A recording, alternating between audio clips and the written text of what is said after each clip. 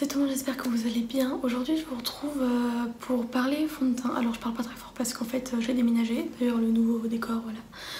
Et parce que du coup en fait j'ai peur que mes voisins m'entendent parler comme ça.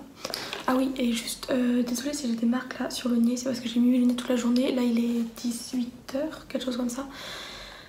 Et voilà, bon. Du coup, je disais donc aujourd'hui je vous retrouve pour parler fond de teint, c'est-à-dire en fait j'ai testé le fond de teint Stay Naked de Urban Decay, donc c'est le dernier, le nouveau qu'ils ont fait. Voilà, donc là je le porte aujourd'hui, je l'ai mis ce matin à 7h30, 8h on va dire, parce que j'étais un peu en retard ce matin. Et il est 18h, donc ça fait 10h que je l'ai, j'ai fait aucune retouche, j'ai vraiment rien touché, même j'ai même pas remis donc j'avais ni rien. J'ai rien touché du tout, j'aime beaucoup le make-up express. Le fond de teint il se présente dans une boîte comme ça que je trouve genre trop belle, mais on s'en fout un peu. Alors,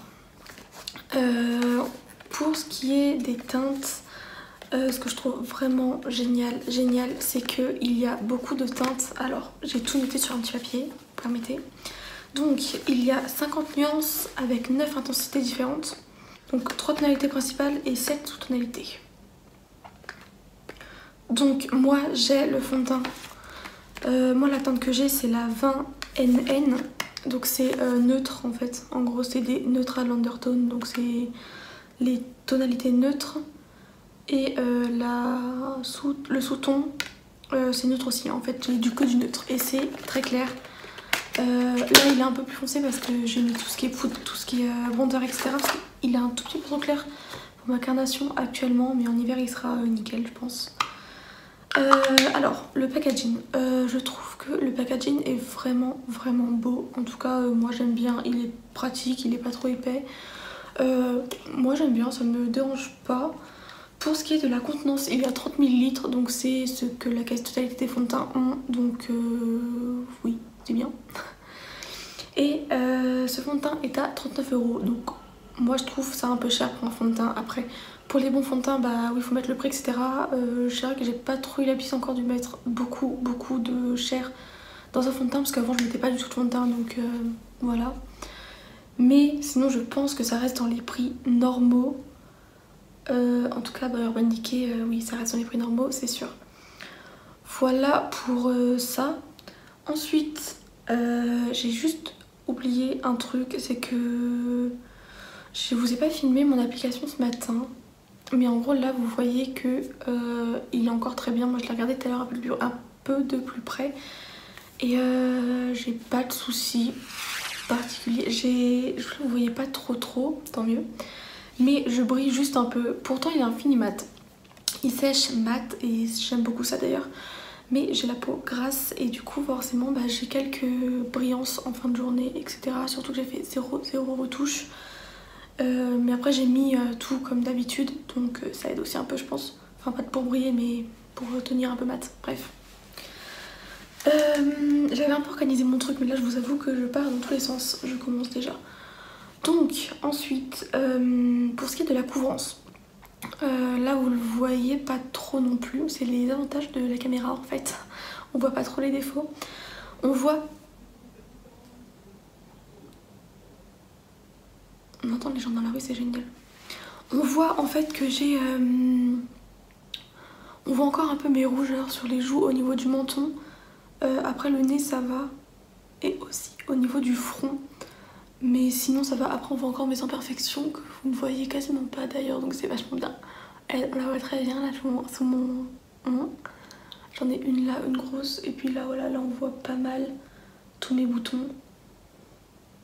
Là ça va encore, on voit pas trop, un peu quand même.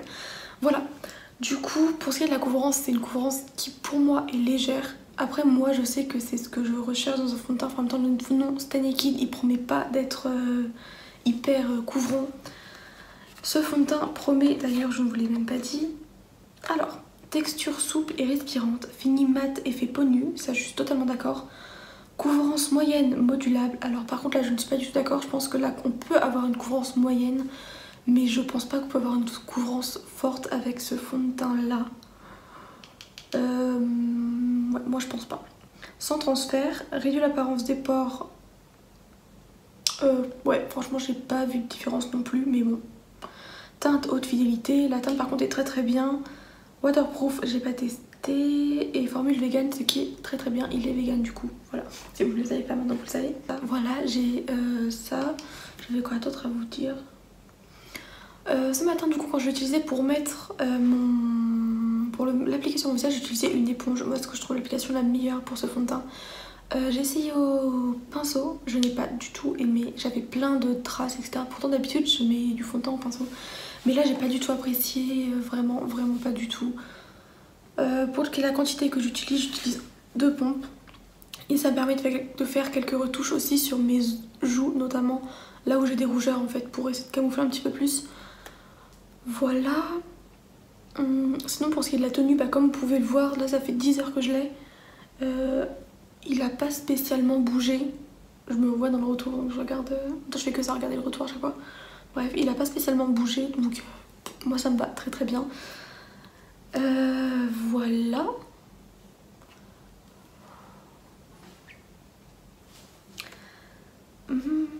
Alors, à savoir aussi que j'ai une peau grasse. Donc pour moi il est vraiment cool. Par contre, en sachant que même... Alors, sachant que j'ai la peau grasse, moi je le trouve vraiment très bien sur ma peau.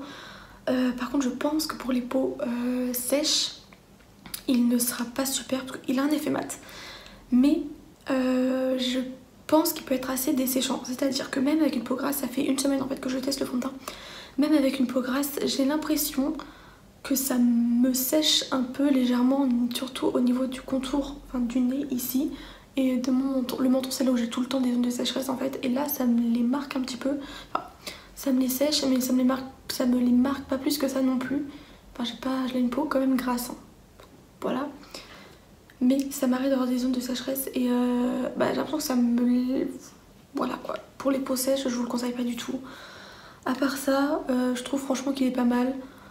Je voulais vraiment faire une revue dessus, j'espère que ça ira. J'ai essayé de faire un truc assez complet, je sais pas si ça sera bien ou pas. Par contre, ce sera une vidéo, je pense qu'elle sera courte, ce qui est très rare sur ma chaîne, n'est-ce pas?